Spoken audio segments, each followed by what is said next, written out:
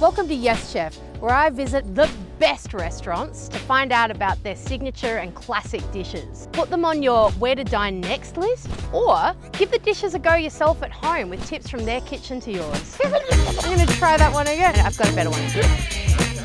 Classical French cookery is the technical linchpin for a lot of chefs, and none more so than Brent Savage at his restaurant Monopole. Today we're going to go in and see how he makes a perfect steak au poivre, aka pepper steak. Let's go in and try. Okay, so this is our beef fillet with baby leeks or filet de boeuf, pepper sauce. Fantastic. Hey Brent, tell me a little bit about the new Monopole menu, because I know it's changed a bit lately. Monopole was always inspired by French gastronomy, finding the freshest ingredients from the market and going back to the restaurant and cooking it. To be honest, like, it was fantastic for me, like going back to my roots where classic French cooking was really the basis of the restaurant. I think it's just brought new energy to Monopole, which has been amazing. Tell me a little bit about this dish. Like, is this a very classical representation of a pepper steak?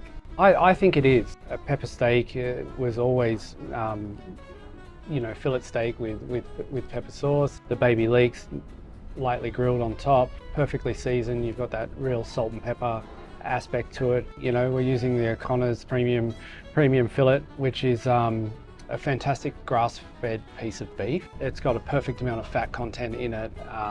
The flavors are full particularly for that cut of meat. You know, like if it being a lean piece of meat, it has a fantastic flavor. The sauce itself is full of flavor. It's based on a classic pepper sauce. We've infused ginger into this one. I can taste that ginger. It's really lightly fragrant, like it's not like it's a dominant flavor at all. It's so delicious. Now that I've eaten that sauce and eaten that beef, I really, really want to know how to make it. So maybe you could show me? Yeah, let's go. Great, fantastic. That is an impressive hunk of meat you've got going on there. So this is a O'Connor's fillet, beautiful piece of meat, and we're just going to clean it up, take out that silver skin to begin with.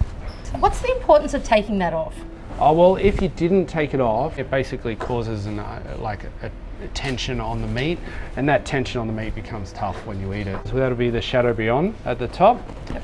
We're not going to keep it as the Chateaubriand. We're just going to remove the tail. You might want to tie that up and keep it, because that, even though there's a bit of silver skin in there, there's also a little bit of fat which you might want to keep in there.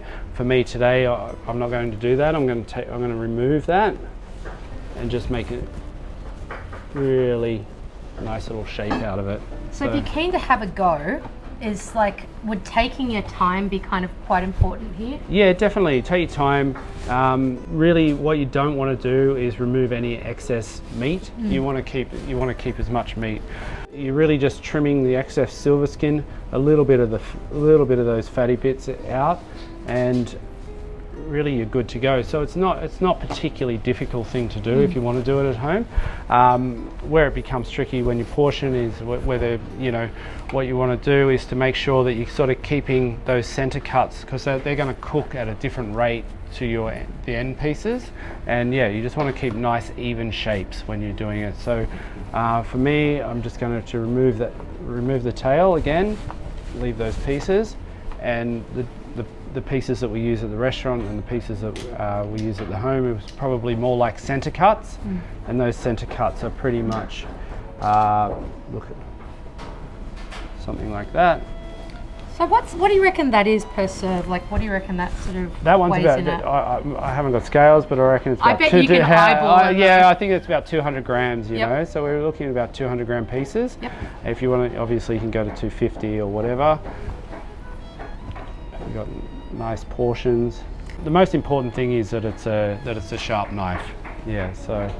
With the other bits that you haven't used, so you've got these beautiful 200 gram portions, say, Yeah. and you've got some little thinner guys at the end which might not make such easy steaks. What would you do with those? Maybe it's tomorrow's stroganoff, or maybe it's a beef tartare, or yeah, nice. so you got like a roast for two just sitting there as well, and then it's all very valuable because everybody's gone to a lot of effort to get it to the chopping board or to the table, if you like. So yeah, making use of it, stir fries for those smaller pieces also work really, really well. I've never known how to string a piece of meat. I'm always like, If I let that go, it would sort of find its way out of shape quite a bit, but because we want it to cook nice and evenly and all in a nice little round portion, you can just make the decision not to tie it up, and you're going to be able to get a pretty good result at home. Look how much cooler it looks with string though. Yeah, well that's it. That's why we do it. That's actually. the only reason is it just looks cool. The reason that we want it to keep its shape, like I mentioned earlier, is just to so that we can get an even cooking surface. So we just tied that one off quickly. We're just going to season it up quite generously. We just tap that in there, and what that does, it actually helps form the crust on the beef fillet. As the beef cooks, the blood from the beef is going to push that salt off. So although it looks like a lot right now, it's actually only I'm going to do that 3 times throughout the cooking process. The seasoning is one of the most important things you can do with food in general, whether it's a little lemon vinaigrette or it's a piece of beef or fish or whatever you're working with. We've got a hot cast iron pan here. You can cook on charcoal, you can cook on non-stick pans and things like that. But if it's a choice, cooking a piece of beef in a cast iron pan is something very classic to do, and I feel like it's a great fit.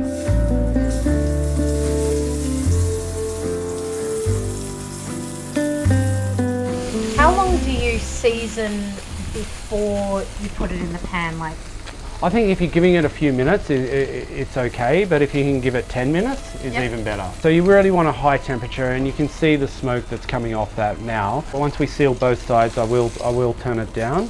And you can see how even it is, Myffy, with that caramelization, and you can see where that salt is forming that crust.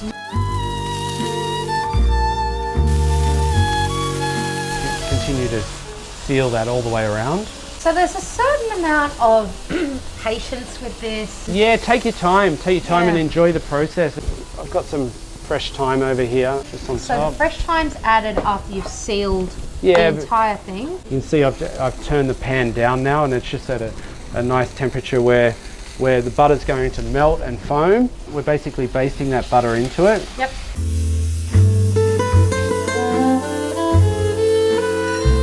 And it's got that thyme, that lovely thyme arrow flavour going through it. Oh, it smells fantastic. Just going to pop that in the oven. So how hot's your oven? The oven's on about 200 degrees at the moment, so we're just going to go in there for sort of 2 minutes on each side. Okay. And then we'll let it rest for a few minutes. Right. About 2 minutes on the other side. So then what we do is just sort of let that rest, and I'm going to give that another little sprinkling of salt and season while it rests. So we're just going to let that one rest. Okay, so why rest? What we do by resting it is just let it calm down and relax, and all those beautiful juices settle into the piece of meat. Even though we've hit it quite hard on these edges on each side, if I cut that piece of meat now, all the blood will just come out of it, and we'll lose all of that beautiful effort that we've gone to. Our pepper sauce isn't particularly traditional in the way that we approached it. Ginger, for example, garlic and ginger, so we mince that garlic and ginger together. Tablespoon of ginger, tablespoon of garlic, and we're just going to sort of melt that into this butter. So lots of butter, about 100 grams of butter. Yep, so nice foamy temperature of the butter. Also add a little bit of kombu into our sauce. So kombu for the players at home is? Seaweed, essentially. It's seaweed which is been shredded and salted. Just a sprinkling, and so we've just got salt and sugar.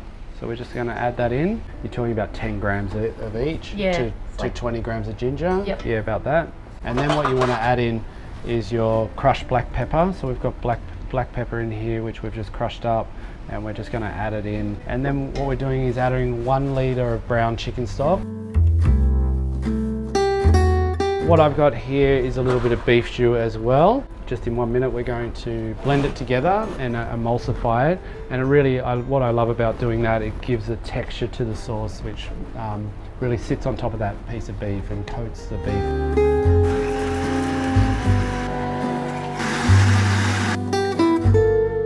So we're just going to carve the beef, and you can see that is that's beautifully really pink. Yeah, really beautifully cooked, which is just medium rare. you can sort of see the layering that we've got here. Yep. So you've got the most rarest piece in the middle, and as you work your way out, it's getting to that beautiful pink. We're just going to serve it with some baby leeks. So I've just blanched those leeks quickly, and I'm just going to give them just a little sear on the inner pan. We've got the sauce which we just put together, and we're just going to nappe that sauce over the top.